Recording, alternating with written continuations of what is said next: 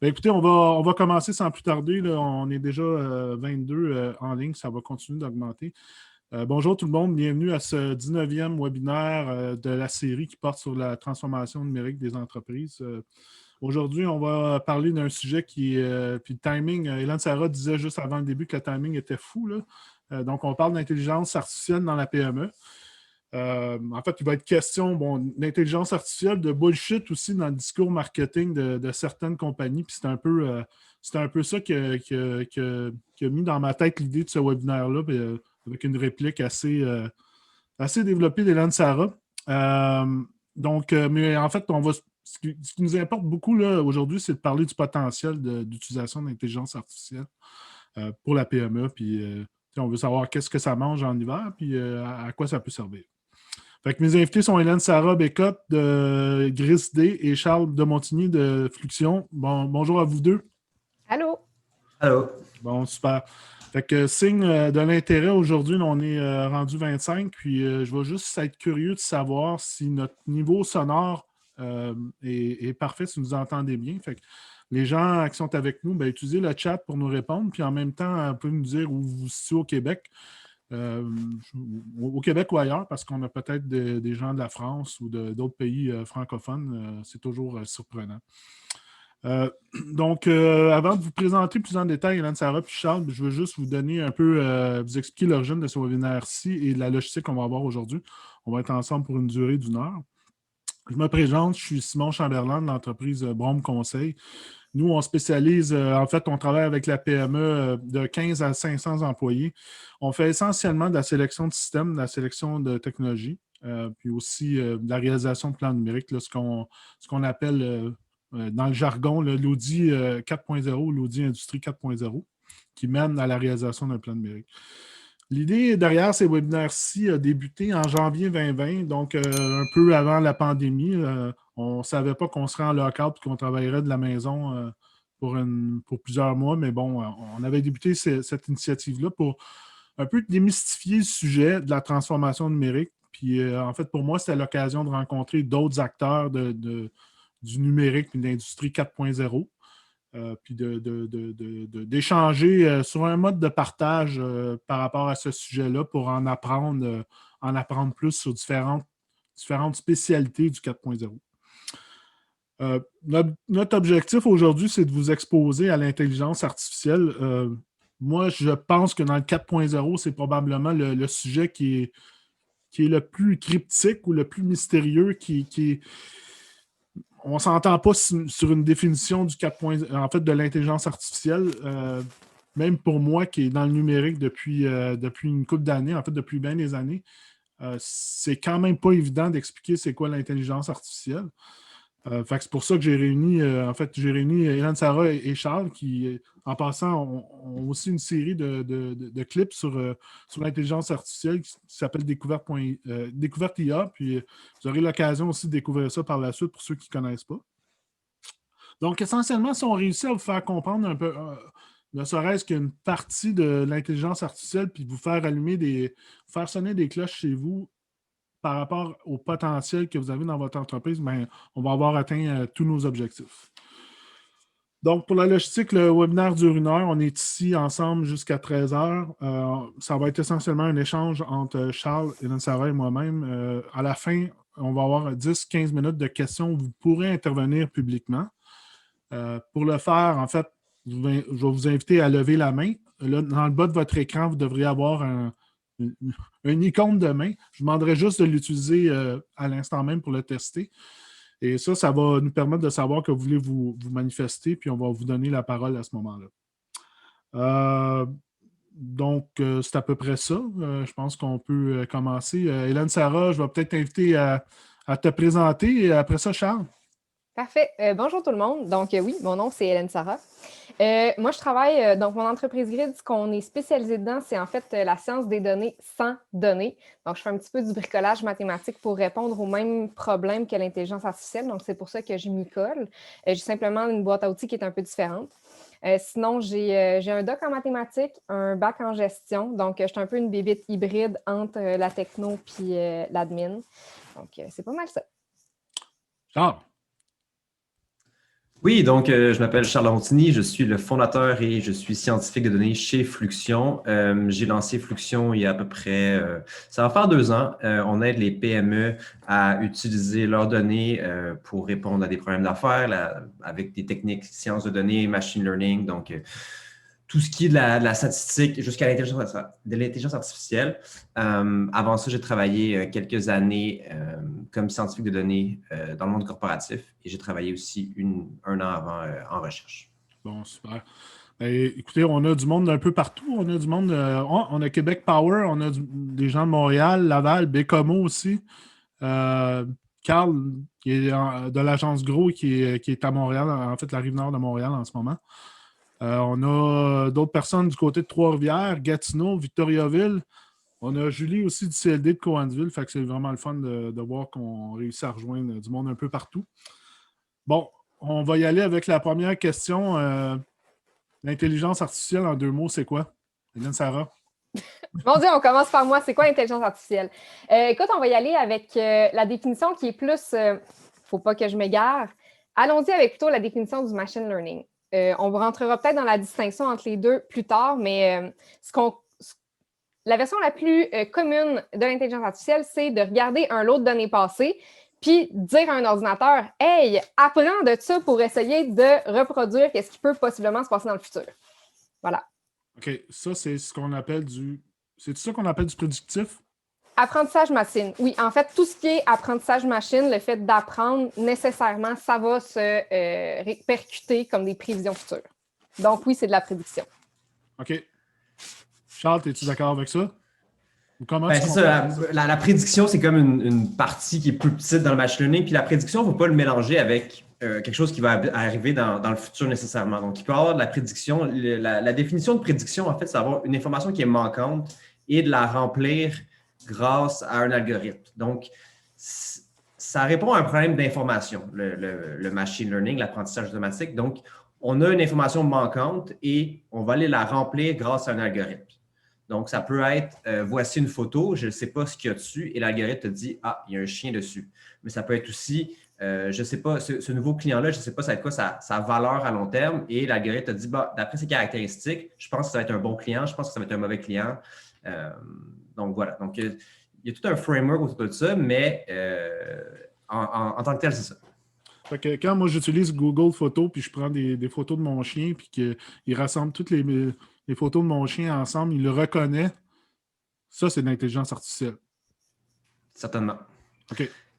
Dans le fond, ce qui est arrivé, c'est que Google a pris des centaines de millions ou de milliers, ou en tout cas, peu importe la quantité, de photos avec un tag de chien. Il a montré ça à un algorithme qui a dit, voici telle photo, ça c'est un chien. Telle photo, ça c'est un chien. Telle photo, ça c'est un chien. Après ça, il voit ton chien, il voit une photo sans tag, sans rien, sans libellé, et il va dire, ça c'est un chien.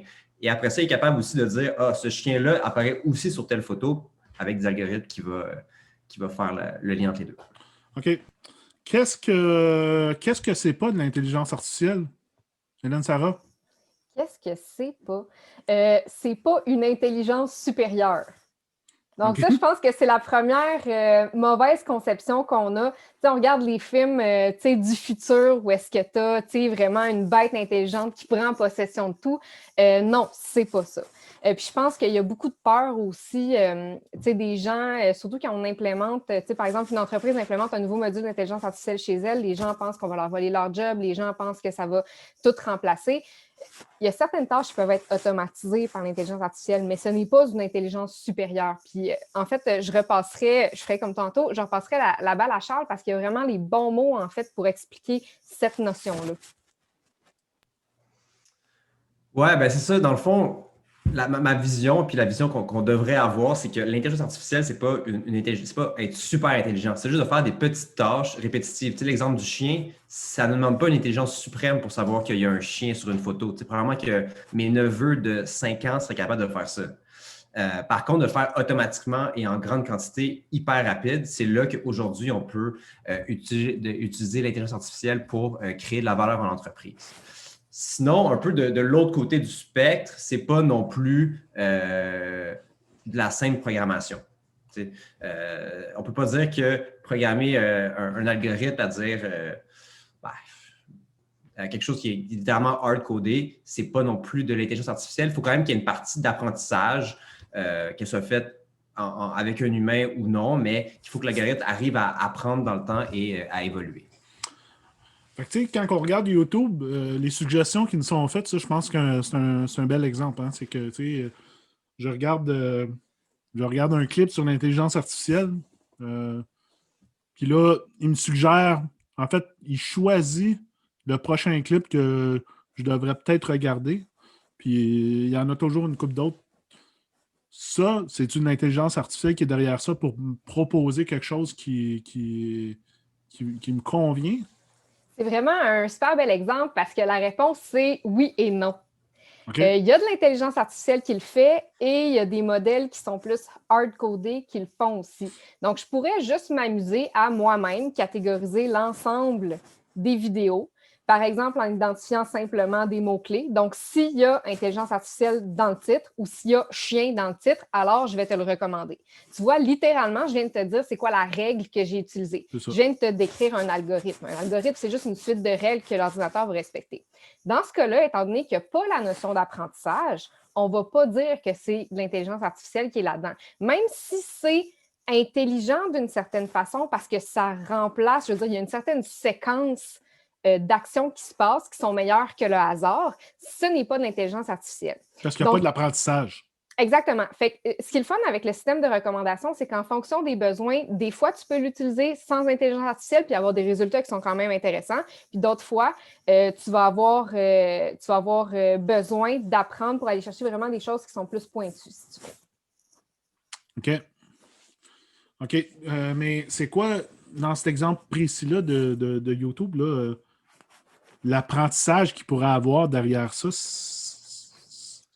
Oui, mais dans le fond, ils regardent tous les gens qui ont regardé. Donc, ils vont dire les gens qui sont similaires à toi et qui ont regardé telle vidéo sur l'IA, qu'est-ce qu'ils ont aimé aussi? Quelle vidéo ils ont regardé et ils ont regardé jusqu'à la fin? Donc, il va te recommander quelque chose qui est, on s'appelle un algorithme lookalike, donc quelqu'un qui te ressemble. Ouais. Qu'est-ce que lui a regardé, considérant ce que toi, tu as regardé? Donc, il va te recommander ça. Puis là, dans le fond, c'est que s'il se rend compte au bout d'un certain temps que bon, il propose telle vidéo par la suite, mais les gens regardent juste 5 secondes, puis après ça, ils skippent à autre chose, ben lui, il se rend compte que c'est pas la bonne chose à suggérer, puis il va proposer autre chose. Il peut se réajuster, c'est ça. OK, bon. On a une question dans le chat qui est très pertinente. Donc, c'est quoi la différence entre AI et BI? Donc, je peux répondre, Simon? C'est pertinent. Oui, bien sûr, tu es là pour ça. Parfait. Dans le sens, AI et BI, les deux sont en lien avec la donnée. Donc, du BI, j'aime expliquer ça de manière que c'est quelque chose qui est plus descriptif. Donc, on a de la donnée et on va décrire notre jeu de données. Donc, si on a un ERP, par exemple, on peut décrire ce qui arrive dans notre entreprise. Si on a un CRM, on peut dire voici nos clients, voici la valeur à vie de nos clients à l'achat moyen. Ça, c'est des descriptifs. Donc, on utilise les données pour sortir des insights. Et après ça, l'humain peut prendre des décisions. Donc, il y a peut-être une partie qui est entre les deux, donc le prédictif. Donc, si on fait du prédictif dans du BI, ça peut être avec des algorithmes qui viennent plus de la statistique, mais à un certain point, on va passer à des algorithmes qui sont plus de style machine learning. Donc, on peut répondre aux mêmes problèmes avec les deux. C'est juste une gradation de complexité. Je pense que tu apportes un point super intéressant, Charles. Il y a énormément de différents outils qui cherchent à utiliser les données. Tu as l'intelligence artificielle qui va vraiment apprendre des données, mais tu as l'intelligence d'affaires ou le BI qui va observer les données et simplement te redonner l'observation du passé, en fait. Puis entre les deux, il y a toute une gamme d'outils différents que tu peux utiliser pour capitaliser sur tes données. Mais en ce moment, on est tellement focus sur l'intelligence artificielle qu'on ne voit plus l'ensemble de l'éventail des outils pour traiter les données. Puis souvent, en fait, peut-être que je précède un peu la notion de bullshit, mais souvent, parce qu'on est tellement sur l'intelligence artificielle, mais on va essayer de faire passer des outils qui sont plus analytiques là-dessus parce qu'on a oublié dans notre imaginaire collectif qu'il y a plein de choses qui existent déjà et qui peuvent être utiles pour atteindre nos objectifs d'affaires en utilisant nos données. C'est ça. Fait que, tu sais, des outils comme Tableau, ClickView, c'est des outils de BI, peut-être qui intègrent des petites portions d'intelligence artificielles, je ne les connais pas en détail, mais à la base, c'est des outils de BI. Là. Personnellement, je n'utilise pas vraiment Tableau. Donc, c'est quoi les dernières fonctionnalités qu'ils ont implémentées? Je ne pourrais pas te le dire. Mais en effet, c'est sûr que ça risque d'être plus des petits features. De la même façon que Google Translate ou Google Maps, en fait, mettons peut-être plus ça. Google Maps, il y a clairement un peu d'intelligence artificielle là-dedans, mais c'est un petit outil qu'on utilise. Fait que oui, dans ta vie, tu utilises l'intelligence artificielle, mais est-ce que tu...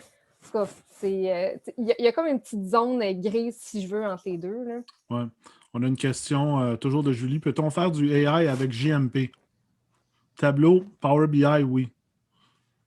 Je ne connais pas JMP. Moi non plus. Pour moi, c'était Jean-Marc Parent dans le temps, mais bon.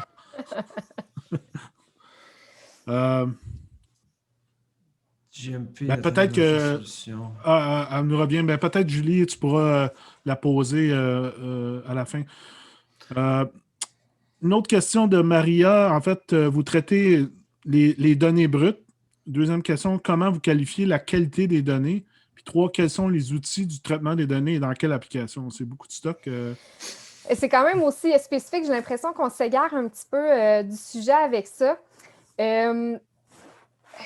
En fait, peut-être qu'on pourra en reparler à la fin. Parce qu'en fond, le traitement des données en soi, c'est toute une science aussi. Puis je pense que ce qu'on veut aborder aujourd'hui, c'est vraiment plus c'est quoi les solutions finales qu'on peut avoir et non pas le pré-traitement. Là. C'est ça, effectivement. On parle-tu de bullshit un peu? Parlons de bullshit. Oui, juste pour le bénéfice de tout le monde. En fait, l'idée derrière ce webinaire-ci a émergé un peu d'une situation où j'avais été contacté par une agence de pub de Montréal qui voulait gérer, en fait, qui avait détecté avec des outils que j'annonçais sur Google.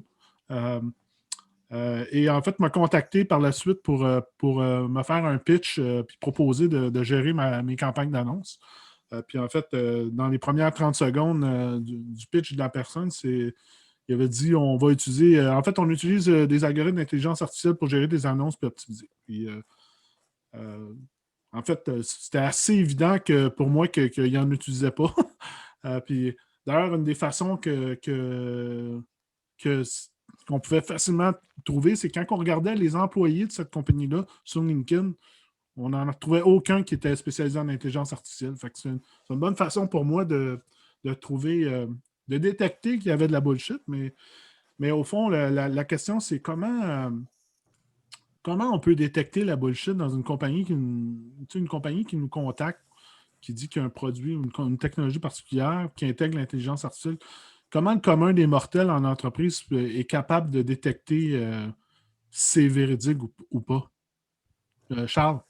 Ouais, moi, je vais commencer avec 2 définitions potentielles de bullshit, entre guillemets, parce que c'est pas clair qu'est-ce que ça peut être. Sarah a parlé justement des outils plus BI qui sont en fait tagués comme des outils de AI. Et après ça, il y aurait l'utilisation, d'après moi, il y aurait l'utilisation de l'AI quand c'est pas justifié non plus. Dans ces 2 cas-là, c'est pas tant intéressant et ça devient un problème tant qu'à moi.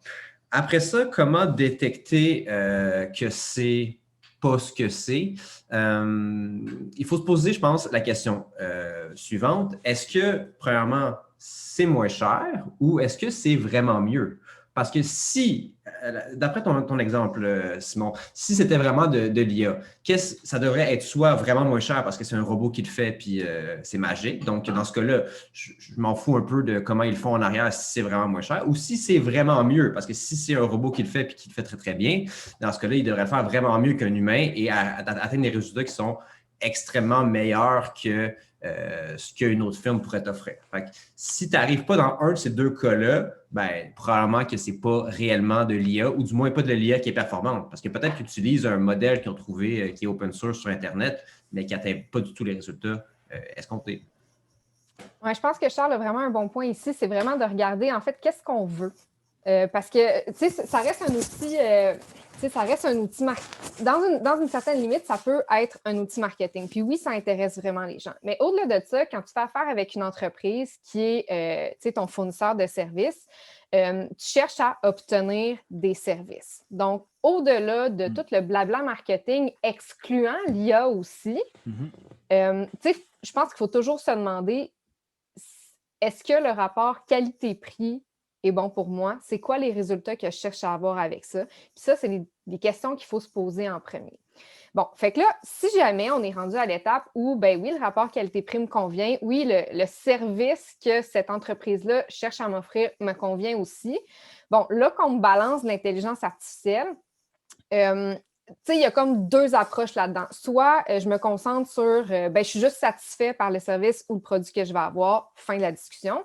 Ou si on a envie de creuser puis vraiment savoir si on essaie juste de nous mettre de la poudre aux yeux puis de nous vendre quelque chose qui est peut-être vraiment plus cher que ce que ça vaut, c'est de se demander à quoi ça sert, cette intelligence artificielle-là. Fait que peut-être de demander, OK, mais c'est à quel niveau, en fait, ou peut-être même mieux, qu'est-ce que ton intelligence artificielle fait que l'humain n'est pas capable d'aller faire. Parce qu'en fait, c'est ça un peu une des raisons principales pourquoi on voudrait en utiliser. Parce qu'il y a une force brute humaine qui n'est pas capable d'aller atteindre les objectifs que ton intelligence artificielle serait capable de faire. En fait, c'est ça l'avantage concurrentiel de l'intelligence artificielle, c'est d'utiliser des ordinateurs de façon un minimum intelligente pour être capable de te faire gagner de la vitesse. Okay? Fait que si l'entreprise n'est pas capable de te démontrer qu'elle va réellement chercher de la vitesse ou qu'elle est capable d'aller chercher des résultats qui sont supérieurs que ce qu'un humain peut faire, là, call the bullshit, parce que clairement, pour toi, en tant que client, ça ne t'apporte absolument rien. Ouais. Moi, en fait, ce qui m'avait sonné des cloches, c'est que les firmes comme Google et Facebook, ils ont déjà un paquet de technologies d'intelligence artificielle intégrées à leurs produits. Là, moi, j'utilisais des plateformes de Google pour des annonces publicitaires. Puis là, j'ai quelqu'un d'une agence de, je ne sais pas moi, une trentaine d'employés de Montréal qui me dit que les autres, ils ont mis de l'intelligence on top des produits de Google. J'étais comme un peu... j'étais un peu sceptique. Je m'étais dit, au fond, je pense que le gros potentiel qu'il y avait à déjà être appliqué, Google l'a déjà appliqué pour gérer ses annonces. Fait que c'est un peu, en fait, dans mon cas, c'est ça qui m'a fait réagir. T'sais.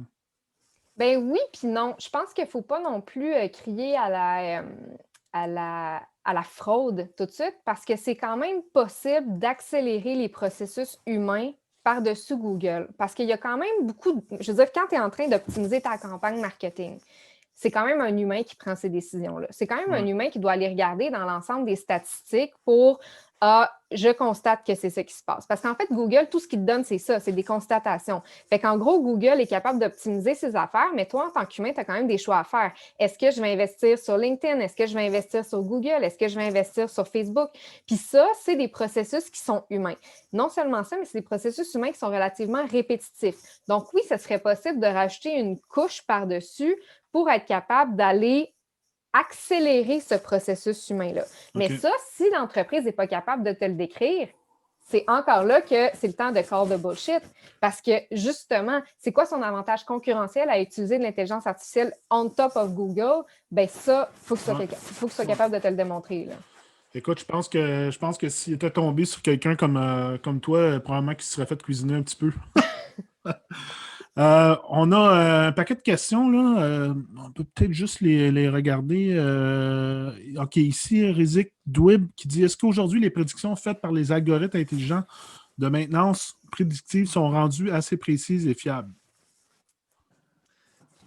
C'est la question à 1 million de dollars. Donc, le problème ne vient pas de l'algorithme, dans le sens que les algorithmes sont là, même les algorithmes d'intelligence artificielle sont là depuis un certain temps. Là, on a eu des avancements dans les années 2010 avec le deep learning. Ceci étant dit, c'est dans la qualité des données et dans comment on l'applique. Donc, que ça va faire la grosse différence. Donc, premièrement, il faut être conscient que dans un cas de maintenance prédictive, il y a comme un double problème. Soit que tu peux dire que la machine elle va être brisée et elle ne le saura pas, ou la machine, tu dis qu'elle ne sera pas brisée et elle va l'être. Donc, juste de même balancer les deux, ça peut être relativement complexe. Ceci étant dit, c'est vraiment la question ici, je pense, de la donnée qui va faire la grosse différence. Donc, pour être capable de faire ça, il faut avoir vraiment beaucoup de données en maintenance prédictive parce que c'est assez rare que les machines brisent, en guillemets. Donc, on ne voit pas beaucoup d'échantillons. On ne voit pas souvent ça. Donc, il faut des années et des années de données pour que ça soit pertinent. OK. J'imagine que ça répond à la question. On va revenir peut-être à une autre question de Jean-Sébastien Lucier. En fait, il y en a plusieurs. Il avait demandé c'est quoi la différence entre l'algorithme versus intelligence artificielle. Tu veux-tu y revenir encore rapidement, Hélène Sarah? Je sais que tu y avais répondu en début. Oui, il n'y a pas de problème. Bien, en fait, ce qui est le fun là-dedans, c'est que de l'intelligence artificielle, c'est composé d'algorithmes. Okay? Fait que ça, je pense que c'est le grand mystère. On parle tellement beaucoup d'algorithmes dans les médias comme si c'était une bête surhumaine, mais sincèrement, là, un des exemples que j'ai déjà donné sur LinkedIn, c'est une recette de biscuits Pillsbury. Okay? Suivre une recette de biscuits Pillsbury, si c'était ton ordinateur qui le faisait, c'est un algorithme. Un algorithme, c'est simplement une suite d'instructions. Dans le cas de l'intelligence artificielle, on dit juste à l'ordinateur « Hey, regarde cet ensemble de données que je te donne. Est-ce que tu es capable de trouver des régularités là-dedans? Oui, vas-y, trouve les régularités. » Fait que l'ordinateur s'exécute. OK, basé sur tes régularités, est-ce que tu es capable de réappliquer ton pattern sur quelque chose de nouveau que je te donne? En fait, l'ordinateur fait simplement exécuter une suite d'instructions qu'un humain a mis dans un code sous la forme d'un algorithme. Ouais. C'est tout. C'est vraiment ça la différence entre les deux. Mais il y a le concept d'apprentissage là-dedans. Exactement. Je voudrais rebondir rapidement là-dessus. Pour donner un bon exemple, dans des cas que j'utilise en ce moment, là, c'est par exemple, on essaie de comprendre qui est un client qui est à haute valeur. Donc, comment on pourrait le faire de manière BI si tu regardes les clients au top de la distribution, comment ils se comportent? C'est des gens qui viennent de tel endroit, ils consomment tel genre de produit au début, ils vont réacheter dans les 2 semaines. Et ça peut devenir un algorithme. Donc, si tu vois telle caractéristique avec telle caractéristique avec telle caractéristique, c'est un client à haute valeur ajoutée. Ça, c'est un algorithme. Et on peut aussi demander à un algorithme de machine learning de lui trouver ces patterns-là. Donc, à chaque mois, les nouveaux bons clients, on pourrait y faire lui trouver les règles. Donc, la partie intelligente, c'est que l'algorithme de machine learning va créer l'algorithme pour détecter quelque chose de particulier. OK. Super intéressant. Mathieu Lirette Gina qui dit « Trouvez-vous qu'il y a trop d'offres de subventions rattachées à l'intelligence artificielle qui risquent d'ouvrir la voie à plus de bullshit et de mauvais projets? » Forcément, je pense que c'est un sujet d'actualité. Moi, ce que je trouve plate là-dedans, c'est que, tu sais, moi, je suis une très grande avocate de l'intelligence artificielle. Pour l'intelligence artificielle, je trouve que c'est une mauvaise approche. Moi, je pense qu'on a des problèmes d'affaires à régler et que la technologie au sens large comporte un lot d'outils qui peuvent les résoudre. Ce que je trouve dommage, c'est qu'on doit absolument faire de l'intelligence artificielle. Mais sincèrement, là, moi, il y a des modèles que je fais sans données parce que c'est ça ma spécialité, que, tu sais, dire est-ce que c'est l'intelligence artificielle? Oui, non. Tu sais, je veux dire, je suis quand même bonne pour étaler un peu puis faire des métaphores puis faire catégoriser mes affaires comme l'IA, mais je trouve ça plate de devoir le faire. Je trouve ça plate que le gouvernement nous oblige à prendre un outil qui ne répond pas nécessairement à nos besoins. Parce qu'il y en a plein d'autres qui peuvent donner énormément de vitesse à une entreprise. Puis j'ai l'impression qu'on joue sur le hype pour en créer plus, pour obliger les entreprises à faire des projets d'IA quand ce n'est pas nécessairement ça qu'il leur faudrait au départ. Fait que je suis comme, oui, c'est super cool, c'est vraiment essentiel qu'on investisse en technologie pour que nos entreprises soient plus productives, mais l'intelligence artificielle n'est pas la seule solution. Si je résume ça pour utiliser les paroles d'une autre personne bien connue, en as-tu vraiment besoin? En as-tu vraiment besoin? Exactement. Tu as vraiment besoin, je pense que tu as vraiment besoin de technologie au sens large pour rendre ton entreprise plus productive. Ça, je le crois fondamentalement. Par contre, est-ce que c'est de l'intelligence artificielle pour chaque entreprise? Bien, peut-être pas encore. Parce que, puis tu sais, toi qui es en transformation numérique, je pense que tu le vois clairement. Est-ce que le plus gros CRM du monde est applicable pour toutes les entreprises? Mais pas du tout. Chaque entreprise a son profil particulier, a son niveau de maturité numérique et technologique qui est particulier et doit avoir un outil qui correspond à où elle est rendue en chemin. Puis je pense que ça, c'est très important. À terme, peut-être dans 20 ans, peut-être que toutes les entreprises auront de l'intelligence artificielle puis tout le monde va être rendu là. Mais en ce moment, je pense que la réalité des entreprises fait en sorte que certaines ne sont pas encore rendues là pour une foule de différentes raisons, que ce soit leur contexte, est-ce que ce soit leur âge parce qu'elles n'ont pas eu encore l'opportunité de récolter des données, nommez-les les raisons, là. Fait que voilà, c'est ça, c'était mon exposé enflammé sur la question des outils. Je peux peut-être compléter par rapport à ce que tu as intervenu. Puis, tu sais, en fait, Mathieu, tu sais, en fait, de l'aide financière pour les entreprises, ça existe depuis longtemps. Moi, depuis que je travaille en TI, en fait, tu sais, j'ai vu des compagnies de développement de logiciels qui ont bénéficié de crédits d'impôt de la R&D. Puis typiquement, en fait, ces programmes-là, quand ils sont lancés par le gouvernement, ils sont quand même assez généreux. Puis progressivement, bon, ben, ils mettent en place des contrôles pour éviter les cas d'abus. Puis il faut faire confiance. À ça. Je sais qu'en ce moment, bon, l'intelligence artificielle, c'est relativement nouveau. Moi, je fais confiance au programme et aux règles qui progressivement sont imposées. Tu sais, on l'a même vécu aussi avec le 4.0. Le programme d'aide financière s'est resserré. Il y a des critères qui existent aujourd'hui qui n'existaient pas. Tu sais, je pense que ça fait partie aussi, évidemment, quand il y a de l'argent possible d'aller chercher, il y en a qui vont profiter de la situation puis beurrer épais, mais il faut faire confiance aux contrôles qui sont en place pour éviter les cas d'abus. Puis, moi, je pense qu'avec tout ce que je vois aussi, des programmes gouvernementaux puis des améliorations qui sont faites à travers le temps, ils veulent pas pitcher leur argent par la fenêtre pour rien. Ils veulent que ça rapporte, puis ils veulent le faire intelligemment. Oui, c'est sûr. Je vais rebondir rapidement là-dessus. Là, j'ai participé à plusieurs projets qui ont été subventionnés par le MEI, puis il faut vraiment bien expliquer qu'est-ce qu'on va faire, pourquoi c'est innovant, c'est quoi les retours. Donc, ça cadre assez bien le problème. Il y a peu de chances qu'on fasse de l'IA pour faire de l'IA parce qu'il faut au moins sur papier, démontrer ça va être quoi le retour sur investissement de ce qu'on va faire. Donc, c'est pas tant un problème. Écoutez, il y a beaucoup de questions dans le chat puis dans les Q&A. On va continuer avec notre agenda, puis on va les aborder dans notre période de questions un peu plus tard. Autour de la bullshit, on en a parlé pas mal. Hein? Je pense qu'on a fait le tour. OK.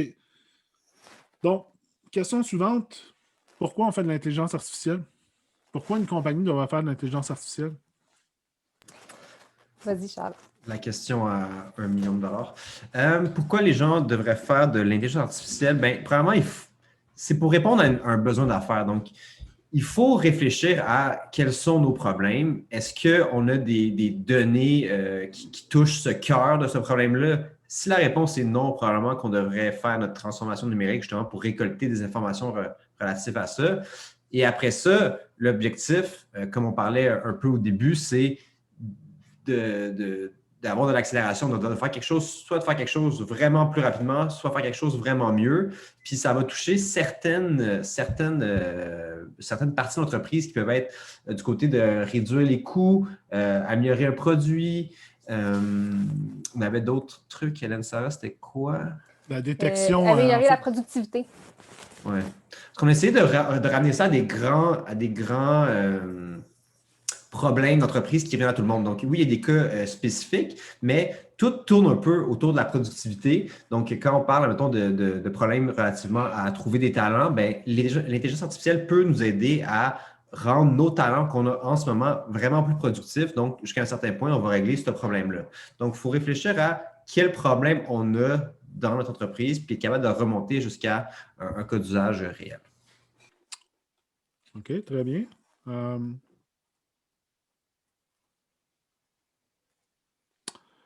Si on parlait de bricolage, puis en fait de solutions d'intelligence artificielle versus des techniques mathématiques, Hélène Sarah, tu voulais en parler?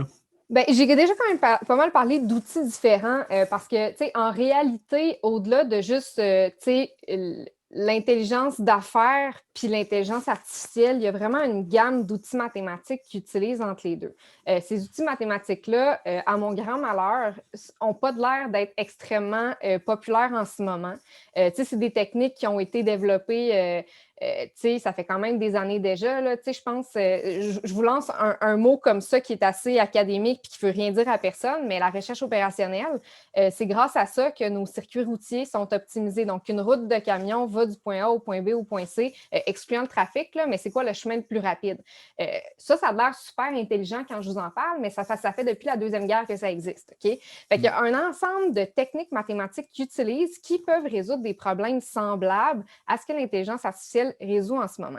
Puis en fait, c'est ça, moi, je fais ça parce que dans le cas où les entreprises n'ont pas encore de données, donc dans le cas où les entreprises veulent améliorer leur productivité, avoir plus de profits, avoir un produit ou un service qui est plus attrayant, puis qu'ils disent « moi, je veux de l'intelligence artificielle. » Avant de faire ça, Charles l'a bien dit, il faut se demander est-ce que j'ai les données pour le faire? Des fois oui, des fois non, puis des fois, on est un peu entre les deux. Hein? Fait que quand on est un petit peu dans cette situation-là, on peut regarder, en fait, pour un problème précis, c'est quoi les autres techniques qu'ils utilisent qui peuvent régler ce problème-là. Fait que, c'est vraiment, moi, j'appelle ça du bricolage mathématique parce qu'en fait, comme je dis, il y a vraiment un lot de techniques différentes. Fait qu'on est capable de juste, regarder de quelle façon un problème évolue, le quantifier, puis d'être capable de prendre des meilleures décisions après ça. Peut-être que bricolage, ça peut sembler péjoratif, mais en fait, c'est vraiment d'utiliser un ensemble de techniques mathématiques pour arriver à un objectif final. Parce que la réalité, comme tu dis, c'est que pour l'intelligence artificielle, pour vraiment le mettre en bande, ça te prend des quantités impressionnantes de données. Je veux dire, si on parle de quelqu'un qui voudrait utiliser ça pour de l'inspection visuelle de produits qui sortent de la chaîne de production, ça ne prend pas juste une semaine de données. Là. Il va falloir qu'il accumule ça sur des mois, j'imagine, avant de pouvoir faire une application concrète. C'est bien ça, Charles? Ça dépend à chaque fois de la nature du problème. Donc, comme je parlais un petit peu tantôt avec la maintenance prédictive, plus on va avoir ce qu'on appelle un jeu de données balancé, donc à la fois des problèmes. Tu parles d'expression visuelle, donc il va y avoir plein de photos. Est-ce que sur la chaîne d'approvisionnement, ça arrive une fois sur 1000 qu'il y a un problème dans ce cas-là, puis qu'il y en a 1000 qui passent par semaine? Donc, à la fin d'une semaine, on va sûrement avoir un cas où ça a été problématique, ou il y en a 500. Puis dans ce cas-là, on aurait déjà un jeu balancé, donc 500 positifs, 500 négatifs. Dans ce cas-là, il faudrait moins de données. Mais c'est vraiment dépendant à chaque problème. Et plus le problème est complexe, plus on va avoir besoin de beaucoup de données. Donc, si chaque fois qu'il y a un problème avec quelque chose sur la chaîne de revisionnement, la cause est différente, puis la forme du problème est différente, on va avoir besoin de plus en plus de données par rapport à si c'est toujours la même chose. Excellent, c'est super clair. Il est 12h38, on a beaucoup de questions. Je pense qu'on va juste couvrir notre dernier point à l'agenda, puis après ça, on va essayer de passer à travers toutes ces questions-là. Quel conseil donnez-vous à un dirigeant ou une dirigeante de PME qui pense que l'intelligence artificielle peut peut-être solutionner des problèmes dans son cas?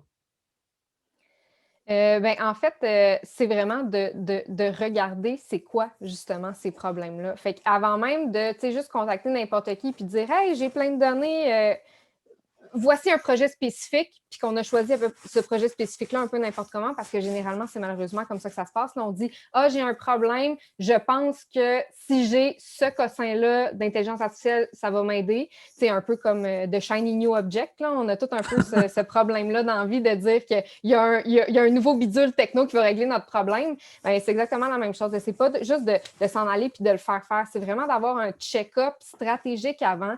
Pour vrai, là, de revenir à la base, là, c'est quoi tes objectifs d'affaires? C'est quoi ton contexte d'entreprise? Est-ce que tout le monde à l'intérieur de ton entreprise est aligné? Puis en fait, c'est ça que, quand Charles et moi, on travaille ensemble, c'est exactement à travers ce processus-là qu'on passe. C'est vraiment un check-up complet de, ton entreprise, tu veux l'amener où? Tu veux faire quoi avec? Puis ton bobo, il est où? En fait, si tu veux maximiser la rentabilité d'un projet d'IA, il faut vraiment que tu ailles mettre ton nouveau bidule, où est-ce que ça fait mal? Il est où ton goulot d'étranglement dans ton entreprise? Puis là, de quelle façon la technologie va pouvoir te le soulager? T'sais? Fait que c'est vraiment de retravailler en amont pour être capable de sélectionner, en fait, c'est quoi la meilleure prochaine étape pour toi? Puis de quelle façon, en fait, l'IA peut vraiment être au service de ton entreprise. Très bien. Charles, quelque chose à ajouter? Oui, parce qu'on va se le dire, c'est de l'innovation, c'est de la R&D, malgré qu'il y a beaucoup de solutions qui sont de plus en plus accessibles, il y a un risque. Donc, si on ne met pas le doigt sur quelque chose qui va être, si ça fonctionne, va être extrêmement rentable, bien, à la fin, le retour sur investissement va pas être, il va être dur à aller chercher parce que ça ne marchera pas tout le temps. Donc, quand ça marche, il faut que ça soit très rentable, il faut que ça soit vraiment aligné avec les problèmes que ton entreprise a au day-to-day. OK, parfait. Donc, on va passer à la période de questions. Si vous avez des questions, vous voulez intervenir publiquement, on vous invite à le faire. Vous pouvez lever la main, puis on va vous donner la parole respectivement. Là, on va juste passer à travers quelques questions qu'on a dans les Q&A. En fait, Mathieu Liragina, qui revenait sur GMP, il dit que c'est un outil d'analyse statistique. Il dit oui, possible de faire des réseaux de neurones simples, mais pas très utilisés. Je ne sais pas si on veut ajouter quelque chose là-dessus. Donc, peu. La réponse, c'est peu. OK. Bon, parfait. Jean-Sébastien Lucier, quel est le temps moyen après installation avant que le machine learning soit efficace? La réponse, c'est ça dépend. Ça dépend. Non, mais en fait, c'est pas. Il n'y a pas de temps avant que ce soit efficace. Techniquement, si on a assez de données historiques, ça peut être efficace maintenant. Il y a pas, on n'a pas besoin de période tampon techniquement pour que l'algorithme apprenne. Il va apprendre des données historiques. Donc, là, c'est plus une question, comme software. Là, combien de temps pour qu'un ERP soit efficace? C'est le temps que ça prend à l'installer. C'est pas. Je ne sais pas si c'est cette question-là, c'est cet angle-là que tu parlais, Jean-Sébastien, de la question d'apprentissage, mais techniquement, ça serait. Autrement dit, toi, ce que tu dis, c'est que si tu as énormément de données, tu as assez de données, ça peut être efficace à partir de ce moment-là, puis ça va juste s'améliorer aussi avec le temps. Exact. Si tu n'as pas de données, à partir du moment où tu l'utilises, il va falloir que tu les accumules. Très exact. Bien. Alice-Marie Hamelin qui dit quelles sont les alternatives de ressources pour magasiner des solutions d'intelligence artificielle? Imaginons-nous dans un secteur moins techno tel que l'immobilier. C'est une bonne question. Je vais juste relire la question pour avoir toutes les... C'est quoi les ressources alternatives? Mon Dieu, pour vrai, si tu es dans l'immobilier, quelque chose d'aussi spécifique que ça ne m'étonnerait même pas qu'il y ait des firmes qui soient spécialisées dans ça en ce moment. Sinon, ce serait vraiment juste de trouver un allié qui est capable de faire cette alternative ressource-là pour toi. Je ne veux pas me plugger, là, mais c'est un peu ça que je fais. Puis en fait, souvent avec Charles aussi, mais c'est vraiment de regarder tout le check-up technologique que je parlais au départ, là, c'est de le faire ensemble. Parce que si toi, tu te pars magasiner, c'est quoi des solutions qui sont bonnes pour toi, c'est difficile. Puis en fait, avec l'Audi 4.0, Simon, c'est exactement ce que tu fais. Tu accompagnes les entreprises à se magasiner un peu les bons outils par rapport à leur check-up. C'est ça, mais on est un peu comme des médecins généralistes. Là. En fait, c'est qu'on est là pour faire un diagnostic. On évalue la maturité numérique, puis on regarde c'est quoi les problématiques qu'ils vivent à travers leur processus, puis on fait un roadmap numérique. On monte un plan numérique, on dit tu vas prendre ci parce que ça va t'aider, tu vas aller chercher ces gains-là. On peut peut-être identifier que de l'intelligence artificielle, ça pourrait être appliqué, mais en bout de ligne, ce qu'on va dire, c'est consulte un spécialiste. Oui, c'est ça, mais tu es quand même peut-être capable d'identifier le spécialiste ou quoi que ce soit. C'est dans le sens que tu accompagnes quand même un peu. Oui. En fait, c'est plus ce point-là que je veux amener, qu'une entreprise qui veut se trouver des solutions d'IA, qu'elle soit accompagnée dans ce choix-là aussi. Parce que sinon, on fait juste acheter le next shiny object au lieu de... Ça. C'est peut-être qu'on peut dire à Alice-Marie, Docteur Google, là, en ce moment, pour ce type de recherche-là, c'est pas une bonne idée. Je pense que ça va plus brouiller les cartes qu'autre chose. OK, on va y aller avec... je vais donner la parole à Julie Terrien à l'instant. Julie, tu devrais être en mesure de le faire. On t'écoute, Julie. Bonjour, est-ce que vous m'entendez? Très bien. Super. Allô, Simon. Allô, Hélène, Sarah et Charles, enchantés. Bonjour. Je ne sais pas si c'est rendu si accessible, les algorithmes, qu'on me dit que c'est... on a tellement travaillé là-dessus au cours des 15 dernières années en intelligence artificielle que maintenant, on peut aller les acheter pratiquement en catalogue. Qu'est-ce que vous pensez de ça? Est-ce qu'il y aurait un accès rapide pour, admettons, certaines applications pour nos PME pour acheter des algos puis les plugger, un plug and play à nos systèmes informatiques internes comme ERP? Ben, écoute, j'ai deux volets à ta réponse. Premièrement, aujourd'hui, la beauté, c'est que tu n'as même pas besoin de les acheter, là. La majorité de ce qui va être utilisé est open source sur Python, là. Ça a été développé par les grandes universités, les grands joueurs, Google, Facebook, Microsoft en tant que tel. Et là, l'algorithme est gratuit, entre guillemets. Il te faut de la donnée, puis il te faut du pouvoir computationnel. Après ça, la complexité de la chose, c'est de le connecter à l'ERP pour faire ce que tu veux. C'est là que ça peut coûter cher parce que c'est pas tant de l'algorithme en tant que tel que de l'utiliser puis qui est complexe. Après ça, l'autre côté de la réponse, c'est qu'aujourd'hui, il y a des API de justement Google, Microsoft, Facebook qui sont pré-entraînés. Donc, l'algorithme est déjà entraîné sur des jeux de données que nous, on n'a pas et qui font des choses spécifiques comme du traitement de texte, du traitement d'image, des trucs comme ça.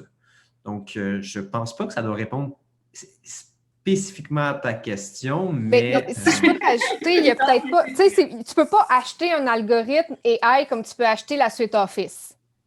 Je suis d'accord avec toi, mais cette approche, il y a certaines consultants qui sont assez avancés, qui proposent des solutions qu'on peut pratiquement trouver en catalogue. C'est possible. Ça peut marcher. Ben, pour des solutions peut-être très, très spécifiques, ça peut arriver, mais je ne sais pas c'est quoi votre ERP ou ça doit être relié à ce truc-là. Fait que c'est sûr qu'il y a des firmes en ce moment que j'ai rencontré des firmes qui développent des solutions spécifiques pour des problèmes spécifiques, puis tu pourrais acheter leur solution en catalogue. Après ça, il faut quand même tes données, puis il faut quand même les interpréter, là. C'est ouais. C'est comme ça, mettons, c'est comme un algo qui peut aller chercher, étudier un trafic et le ramener puis dire quasiment, ben si la tendance se maintient, ton produit, ben les gens vont vouloir l'acheter rouge. Donc, prépare-toi à faire une production de ton produit de couleur rouge. Quand il est question de e-commerce, en effet, parce que là, c'est ça, c'est peut-être le point qui nous manquait. Là, quand il est question de e-commerce, oui, je pense que c'est quand même déjà plus possible d'avoir des solutions prêtes à utiliser. Donc, par exemple, les systèmes de recommandation qu'on a parlé un petit peu plus tôt, clairement, tu sais, si par exemple, tu as une plateforme comme Shopify, quelqu'un pourrait développer un plugin pour Shopify qui est capable de recommander des prochains produits à ton client. Donc, dans ce cas-là, on pourrait dire que c'est un peu un plug and play, mais comme Charles l'a mentionné, il faut vraiment que ce soit ultra spécifique. Tu ne peux pas juste dire « Hey, moi, j'ai envie de m'acheter un truc en intelligence artificielle super général, puis ça va le faire. » Fait que c'est vraiment pour des micro-tâches où, c'est fort possible qu'il y en ait. Là, t'sais. Parfait, c'est ça. C'est un des bons exemples qui s'applique à un achat par catalogue. Mm-hmm. OK, merci. Super. Maintenant, on va passer à David Djumboussi.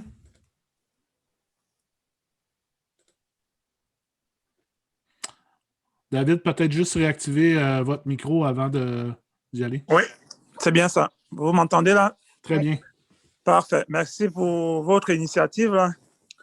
Donc, mettons-nous dans le cas d'une start-up qui a une idée et qui essaie de vouloir identifier les avantages versus les inconvénients de, par exemple, dire toute l'idée, disons, elle cherche à l'implémenter de façon via une plateforme digitale entièrement, là, quoi.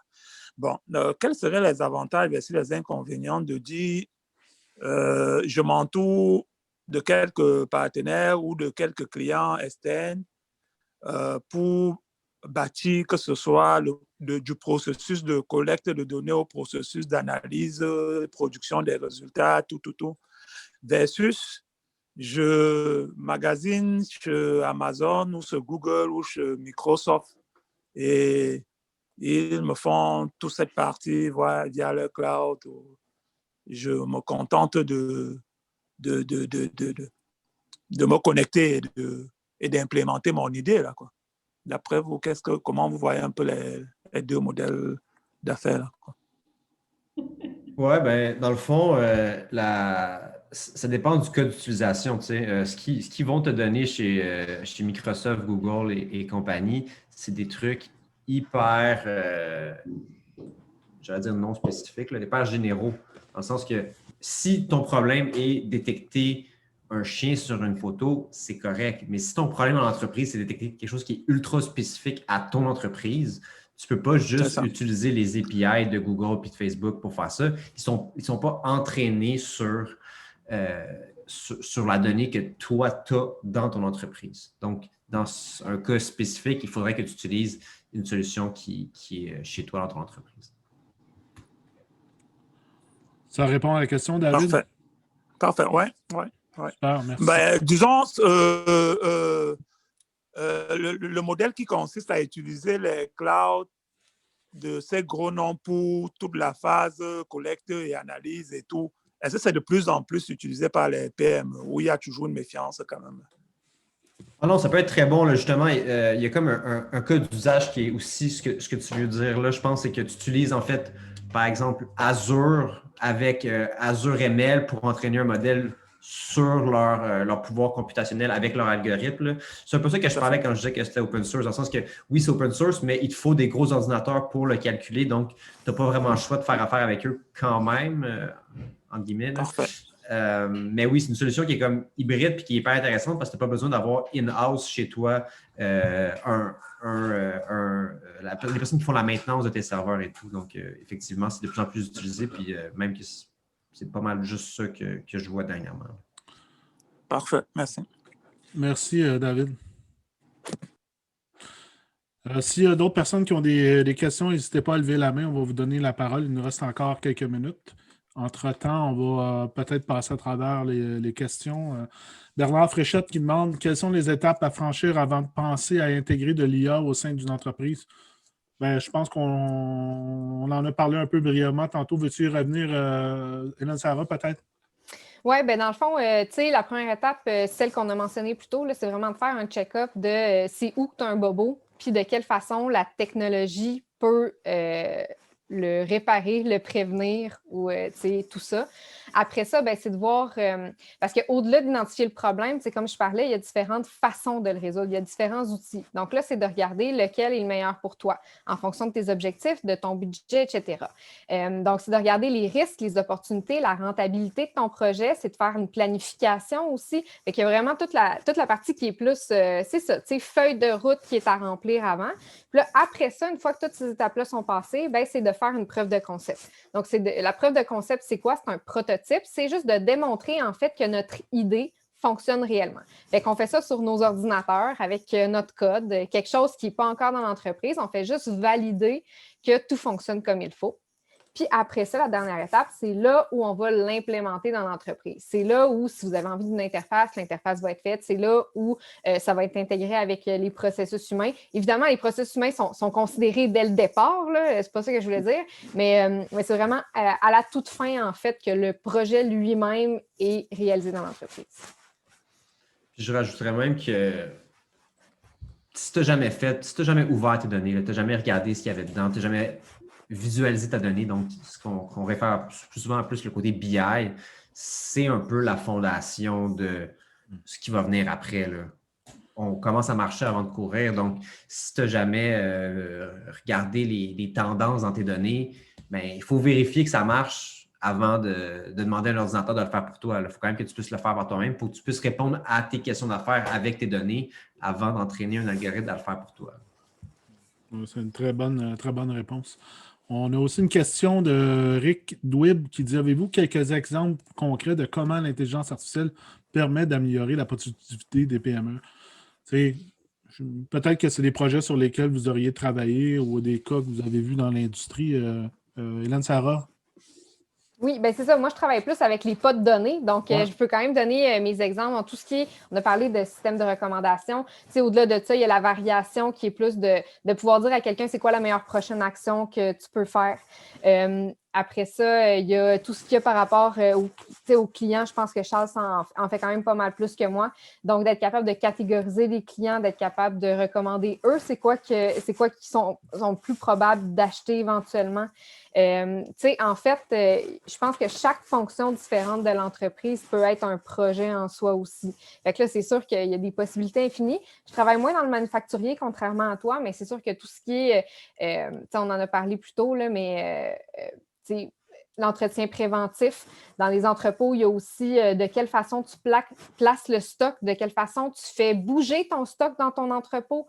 Je veux dire, ça peut aller loin. Là. En fait, chaque tâche, il faut le voir comme ça, là, chaque tâche qui est répétitive dans ton entreprise, tu peux la faire automatiser par une intelligence artificielle. Charles? Moi, j'aime bien réfléchir aussi à si j'avais une baguette magique, que je pouvais avoir une information avant ou qu'est-ce que j'aimerais savoir? Je travaille pas mal en ce moment avec des bases de données transactionnelles. Fait que, c'est la question qu'on peut répondre à une fois que le client rentre, là, j'en ai parlé un petit peu, là, mais à son premier achat, est-ce que je suis capable de savoir si ça va être mon top dans mes top clients à leur valeur à vie ou est-ce qu'il va partir puis il ne viendra jamais? Est-ce que il va retourner beaucoup ce qu'il achète. Des fois, ça peut être intéressant de savoir d'avance si quelqu'un a un gros risque de retourner ce qu'il achète sur un site de e-commerce. Après ça, y a-t-il des risques que cette personne-là à churn, entre guillemets, l'attrition, donc qu'ils ne reviennent jamais? S'il y a un risque qu'il fasse ça, peut-être que je vais vouloir aller chercher et donner un rabais ou quelque chose pour qu'ils reviennent. Donc, c'est toutes des trucs qu'on aurait pu faire à la main en regardant les bases de données puis comprendre ces patterns-là par nous-mêmes. Donc, et qu'on utilise un algorithme pour le faire. Après ça, est-ce que c'est un gain en productivité concret? Peut-être pas, parce que des fois, c'est des choses qu'on fait de plus qu'on ne faisait pas. Donc, ça répond peut-être pas nécessairement à la question, mais... Bon, ben, je pense que oui. On va peut-être couvrir juste une dernière question avant de conclure. Il est 12h57. Maria Dimitrova, en fait, qui dit « Comment qualifiez-vous la qualité des données? » J'utilise la bonne vieille manière des 4 V. C'est vieux comme le monde, mais ça fonctionne encore très bien. Donc, qualité des données, volume. Donc, est-ce qu'on en a beaucoup? Vélocité. Est-ce qu'il y a à rendre continuellement? Donc, on ne voudrait pas juste une base de données qui est statique. Est-ce qu'elle est souvent updatée? Variété. Donc, est-ce qu'on a plusieurs trucs différents? Pas juste la donnée transactionnelle, mais est-ce qu'on a d'autres trucs aussi? Souvent, ça va être le cœur de nos données, ça va être ce que nos clients achètent, des trucs comme ça, mais on a aussi d'autres informations sur nos clients ou d'autres informations sur les produits qu'on vend, des trucs comme ça. Donc, plus de variété possible. Puis finalement, véracité. Donc, à quel point il y a des trucs qui ne sont pas vrais. Des fois, il y a des erreurs parce que c'est rentré à la main ou des trucs comme ça. Puis tout ça amène de la valeur, donc le 5e V. Donc, j'adore ces petits frameworks-là, mais c'est un peu une façon, une règle de pouce là, d'évaluer la qualité des données. Après ça, je pense que quand on se penche sur chacun de ces trucs-là, sur nos données, bien, on arrive avec quand même une bonne estimation de est-ce que c'est intéressant ce que j'ai ou non. Super. 12h58, c'est le moment du pitch de vente. Puis en fait, on va lier ça avec la question de Dimitri Statis qui dit « Étant donné que la plupart des projets d'intelligence artificielle sont très spécifiques, comment trouver un consultant en intelligence artificielle qui possède l'expérience et les connaissances nécessaires pour un projet donné? » Hélène Sarah, veux-tu répondre à la question et en même temps te faire ton propre pitch de vente? Tout à fait. Fait que dans le fond, je pense qu'on en a parlé tantôt, mais quand tu as un projet très spécifique, il y a comme toute la partie avant que tu es mieux de faire. Fait que même si, en tout cas, ça c'est ma façon de voir, même si tu vas voir un spécialiste en IA qui ne peut pas faire ça normalement, il devrait pouvoir te référer à quelqu'un d'autre. En fait, moi, c'est ça mon approche. Moi, c'est de faire vraiment toute la partie qui est vraiment plus stratégique en amont.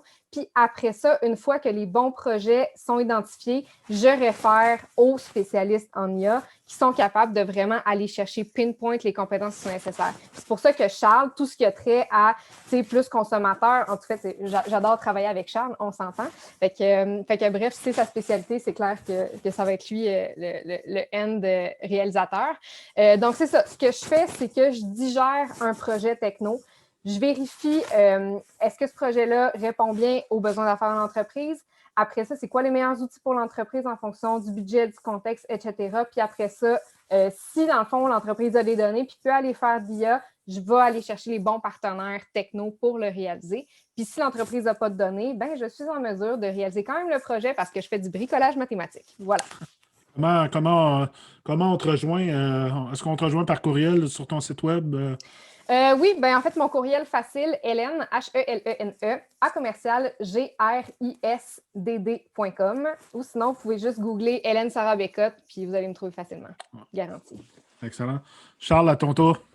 Yes, donc Charles Montigny de chez Fluxion. Qu'est-ce qu'on fait? On aide les entreprises qui ont des données transactionnelles à mieux comprendre leurs clients, améliorer votre acquisition, améliorer votre rétention. On fait ça avec des outils, avec vos données. Donc, on passe de technologie plus BI vers le AI, dépendant de où vous en êtes puis comment ça peut avoir un bon retour sur investissement pour vous. Vous pouvez me rejoindre sur notre site Internet, donc le www.fluxion.ca, sur LinkedIn à Charles de Montigny et mon courriel perso, donc charles@fluxion.ca. Et si vous êtes encore là dans le webinaire, je suis prêt à vous donner mon numéro de téléphone. Donc, 514-293-1336. Appelez-moi, je vais répondre. Écoute, tu peux l'envoyer dans le chat aussi. Écoutez, merci beaucoup à vous deux de votre présence puis de votre générosité de temps aussi, parce que ça a demandé du temps quand même de préparer ce webinaire-ci. Super instructif. J'ai appris beaucoup. J'espère, en fait, on sent qu'avec toutes les questions qu'on a eues, je pense que les gens aussi ont apprécié votre intervention.